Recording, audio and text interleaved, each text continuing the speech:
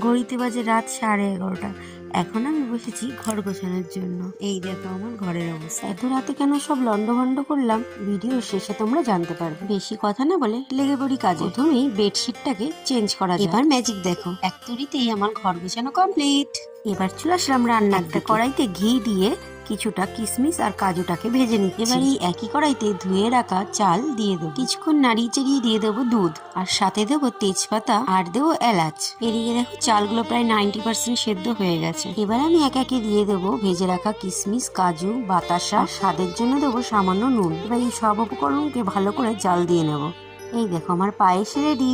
এবার বলি কেন এগুলো করলাম। 13 তারিখে যেহেতু আমাদের বিবাহ বার্ষিকী, তাই বরের জন্য একটা সারপ্রাইজ প্ল্যান করেছিলাম, কিন্তু আমার সারপ্রাইজটা সারপ্রাইজ ছিল না। অন্যান্য দিন দেরি করলেও সেদিনকে তিনি আর দেরি করেননি, টাইমের আগেই বাড়ি চলে এসেছিলেন।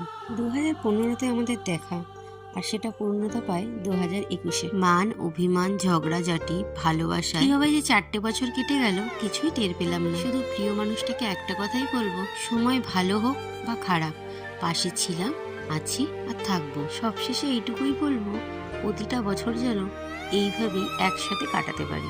আজকের ভিডিও এইটুকুই, দেখা হচ্ছে নেক্সট ভিডিওতে।